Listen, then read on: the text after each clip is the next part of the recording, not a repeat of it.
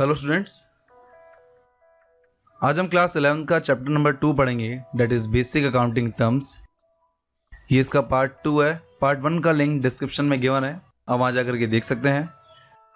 First part में हमने 14 terms को क्लियर किया था। इस पार्ट के अंदर हम रिमेनिंग टर्म्स को क्लियर करेंगे। तो स्टार्ट करते हैं। रिमेनिंग टर्म्स को हम एग्जाम्पल की हेल्प से समझेंगे। मान लीजिए आप एक क्लॉथ डीलर हैं और आप टी शर्ट एंड जीन्स में डील करते हैं। तो बिजनेस जिस चीज में डील करता है उसे हम गुड्स कहते हैं। ये आपकी 15 टर्म है, गुड्स। इसका मीनिंग है the product in which the business deal in, the items that are purchase for purpose of reselling and not for use in the business are called goods. वो products जिसमें business deal करता है और वो purchase करता है resale purpose के लिए और उन्हें यूज नहीं करता बिजनेस के अंदर, उसे हम गुड्स बोलते हैं। For example, T shirt and jeans are goods for the cloth dealer. The next, jeans and T shirts business cash या क्रेडिट में खरीदता है। अगर वो क्रेडिट में खरीदता है तो जिस पर्सन से वो क्रेडिट में खरीदता है उसे आप क्रेडिटर कहते हैं। ये आपकी 16 टर्म है, क्रेडिटर्स। इसकी मीनिंग है क्रेडिटर्स आर पीपल और entities from whom goods have been purchased on credit and payment is yet to be made against them। Creditors वो पीपल और एंटिटीज होते हैं जिनसे आप क्रेडिट में गुड्स को परचेज करते हैं और उनकी पेमेंट बाद में करते हैं, उन्हें ही हम क्रेडिटर्स कहते हैं। जब बिजनेस गुड्स खरीदता है तो इस प्रोसेस को आप परचेज कहते हैं। ये आपकी 17 टर्म है, परचेज। इस गुड्स को खरीदने के बाद बिजनेस इन्हें सेल करता है। जब बिजनेस इन गुड्स को सेल करता है तो उस प्रोसेस को आप सेल्स कहते हैं। ये आपकी 18 टर्म है, सेल्स। ये गुड्स या तो बिजनेस कैश में सोल्ड करता है या क्रेडिट में। अगर वो क्रेडिट में सोल्ड करता है तो जिस पर्सन को वो सोल्ड करता है उसे आप डेटर कहते हैं। ये आपकी 19 टर्म है, डेटर्स। यहाँ आपको ध्यान रखना है कि बी वर्ड साइलेंट है, इसे डेप्टर्स नहीं डेटर्स बोलते हैं। Debtors are persons and other entities to whom business has sold goods and services on credit and amount has not received yet। Debtors वो पर्सन्स और अदर एंटिटीज हैं जिनको goods sold किए जाते हैं क्रेडिट पर और उनसे अमाउंट बाद में रिसीव किया जाता है, इन्हें ही हम डेटर्स कहते हैं। पर कई बार गुड्स में डिफेक्ट और क्वालिटी के कारण डेटर्स गुड्स को रिटर्न कर देते हैं। जब वो गुड्स को रिटर्न करते हैं तो इस प्रोसेस को हम सेल्स रिटर्न कहते हैं। तो आपकी 28 टर्म है, सेल्स रिटर्न। क्योंकि ये गुड्स डिफेक्टिव है इसलिए बिजनेस भी इन्हें रिटर्न कर देता है क्रेडिटर्स को। तो जब गुड्स को रिटर्न किए जाते हैं तो इस प्रोसेस को आप बोलते हैं परचेज रिटर्न। ये आपकी 21 टर्म है, परचेज रिटर्न। तो इस एग्जांपल से आप टोटल 5 टर्म्स को इजीली याद कर सकते हैं। देन नेक्स्ट टर्म है 22, स्टॉक और stock in trade. The term stock includes the value of those goods which are purchased for reselling and which are lying unsold at the end of the accounting period। Stock उन goods को कहा जाता है जो आप purchase करते हैं resale के लिए, पर साल के एंड में कुछ गुड्स बच जाते हैं। जब वो गुड्स बच जाते हैं तो उन्हें हम स्टॉक कहते हैं। स्टॉक को 2 टाइप्स में डिवाइड किया गया है, opening stock and closing stock. इसे हम एक एग्जाम्पल की हेल्प से समझेंगे। सपोज आपने 1 अप्रैल 2016-17 में 2 लाख के गुड्स को परचेज किया और ड्यूरिंग द ईयर आपने सिर्फ 1,80,000 का गुड्स सोल्ड किए, तो साल के एंड में 20,000 के गुड्स बच गए। इस 20,000 के गुड्स को ही हम कहेंगे क्लोजिंग स्टॉक। क्योंकि ये गुड्स नेक्स्ट ईयर भी काम आएंगे इसलिए ये क्लोजिंग स्टॉक नेक्स्ट ईयर के लिए बनेंगे ओपनिंग स्टॉक। तो ये आपके होते हैं opening and closing stock. The next term है 23, इन्वेंट्री। इन्वेंट्री टर्म का यूज मैन्युफैक्चरिंग कंसर्न में किया जाता है। इसे हम एक क्लॉथ मिल के एग्जांपल समझेंगे। टोटल 4 टाइप्स की इन्वेंट्रीज होती हैं।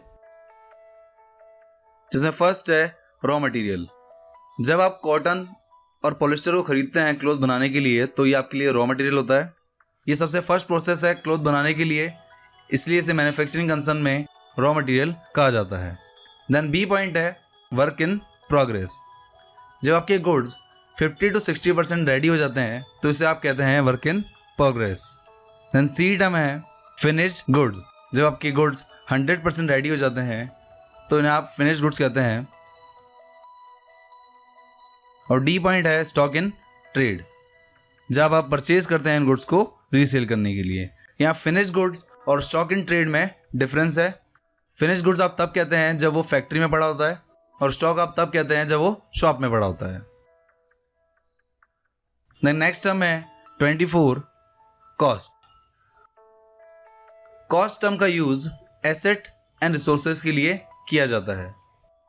जब भी आप कोई एसेट खरीदते हैं तो उसकी आप परचेज प्राइस में ऐड करते हैं फ्रेट और कैरी चार्जेस एंड ऐड करते हैं इंस्टॉलेशन एक्सपेंसेस। जब आप सारे एक्सपेंसेस को ऐड कर देते हैं related to purchase of fixed assets तो उसे आप कॉस्ट कहते हैं। द नेक्स्ट टर्म है 25 voucher. The documentary evidence in support of a transaction is known as voucher. Transaction के सपोर्ट में जो आप डॉक्यूमेंट्री एविडेंस प्रिपेयर करते हैं उसे आप वाउचर कहते हैं। फॉर एग्जाम्पल, आप कैश परचेज के लिए कैश मेमो बनाते हैं, क्रेडिट परचेज के लिए आप इनवॉइस बनाते हैं और जब आप पेमेंट करते हैं तो आप इसके लिए रिसिप्ट बनाते हैं। वाउचर्स के बारे में हम चैप्टर नंबर 8 में भी पढ़ेंगे जिसका नाम है origin of transaction. The next term है 26 discount. Discount is a rebate or an allowance given by the seller to the buyer. Rebate या अलाउंसेस जो सेलर बायर को देता है उसे आप डिस्काउंट कहते हैं। डिस्काउंट को 2 टाइप्स के अंदर डिवाइड किया गया है। फर्स्ट है ट्रेड डिस्काउंट एंड सेकंड है कैश डिस्काउंट। तो हम सबसे पहले ट्रेड डिस्काउंट को समझेंगे।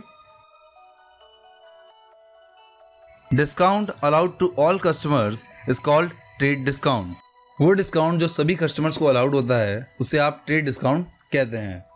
This discount is not recorded in the accounts और आप ट्रेड डिस्काउंट को अकाउंट्स में रिकॉर्ड भी नहीं करते हैं। नेक्स्ट बी है cash discount. The objective of providing cash discount is to encourage the debtors to pay dues promptly. Cash discount debtors को इंकरेज करने के लिए दिया जाता है ताकि वो अपनी पेमेंट जल्दी से जल्दी करें।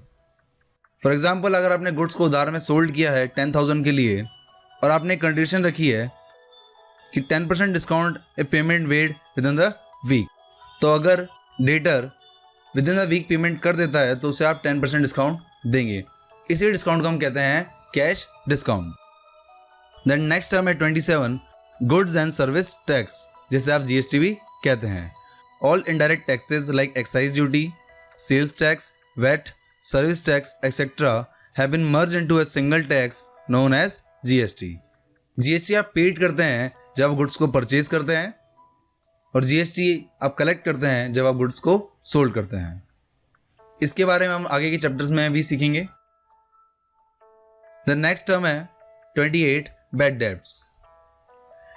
It is the amount that had become irrecoverable from a debtor. वो अमाउंट जो आप रिकवर नहीं हो सकता डेटर से उसे आप बैड डेब्ट्स कहते हैं। The next term है 29 insolvent. A person or an enterprise which is not in the position to pay its debts is called insolvent. वो पर्सन और एंटरप्राइज जो आप अपने डेब्ट्स को पे नहीं कर सकती उसे आप इंसॉल्वेंट कहते हैं। इसके जस्ट अपोजिट 38 टर्म है solvent. A person or an enterprise which is in the position to pay its debts is called solvent. वो पर्सन और एंटरप्राइज जो अपने डेब्ट्स को पे करने की पोजिशन में है उसे आप सॉल्वेंट कहते हैं। द नेक्स्ट टर्म है 31 रेवेन्यू। रिकरिंग और regular income is called revenue. It includes sale of goods, receipt of rent and commission. Then 32 term है revenue from operations. It is a revenue earned by an enterprise from its operating activities. जब enterprise अपनी operating activities से revenue earn करती है तो इसे आप revenue from operation कहते हैं। द नेक्स्ट टर्म है 33 turnover. Turnover means total sales made in a particular period. Particular period में की गई टोटल सेल्स को ही आप टर्नओवर कहते हैं। द नेक्स्ट टर्म है 34 livestock. Domestic animals such as cattle और horses are known as livestock. For example, अगर आपने बिजनेस की सिक्योरिटी के लिए कोई डॉग परचेज करते हैं तो इसे आप लाइव स्टॉक कहेंगे। तो यहाँ आपकी सारी टर्म्स कंप्लीट होती हैं। So guys, thank you for watching this video. अगर आपको ये वीडियो अच्छा लगे तो लाइक कीजिए। For more videos subscribe my channel